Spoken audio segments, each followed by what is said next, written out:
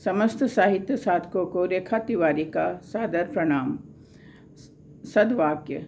बुराइयों के प्रति निरंतर सतर्क रहने से मनुष्य अपने जीवन के अनेक कंटक दूर कर सकता है।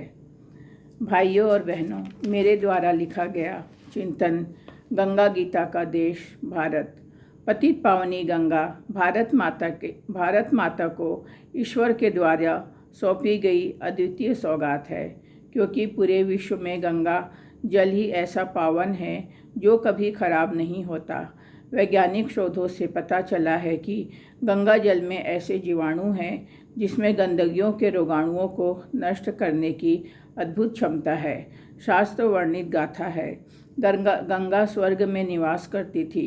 भागीरथ ने अपने पूर्वजों के उद्धार के लिए कठोर तप करके गंगा माता को स्वर्ग से धरती पर अवतरित करवाया। लरसती गरजती गंगा जब बड़े वेग से स्वर्ग से धरती की ओर गिरी तो उसके प्रबल वेग से धरती पर प्रलय न आ जाए, इस हेतु भगवान शंकर ने उसे अपनी जटा में बांध लिया, जहाँ से वह एक पतली धार के रूप में प्रवाहित हुई। यही स्थान गंगा का उद्गम स्थल गोमुख कहलाया।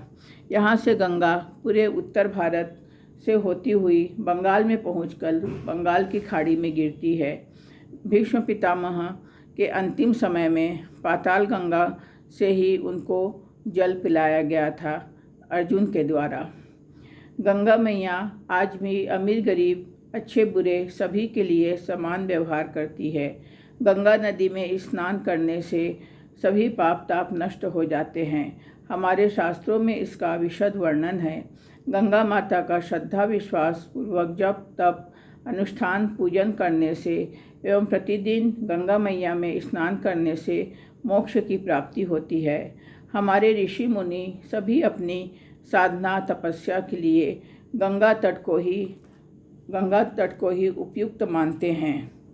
आज भी हरिद्वार में शाम को गंगा मैया की आरती का दृश्य बहुत ही लुभावना होता है।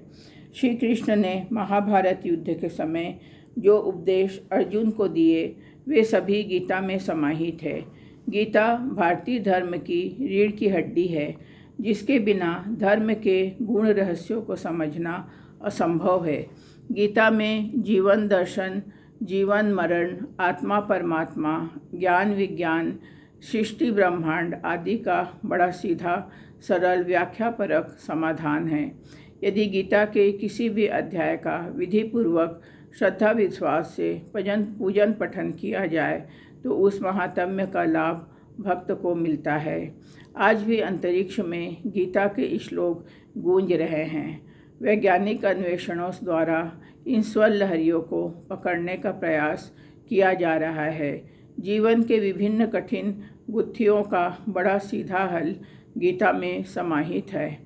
विश्व शिरोमणि भारत माता का हृदय स्थल गीता है।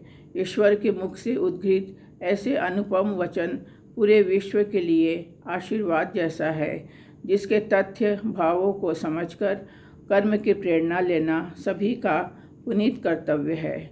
धन्यवाद। भाइयों और बहनों, साहित्यिक सचेतना और स्वस्तिक पत्रिका अपने मूल उद्देश्य के साथ धीरे धीरे आगे बढ़ रही है। आप सभी के द्वारा किए गए लाइक्स और सब्सक्राइबर से हम सभी भाई बहनों का मनोबल बढ़ता है, जिसके लिए सभी को बहुत बहुत धन्यवाद।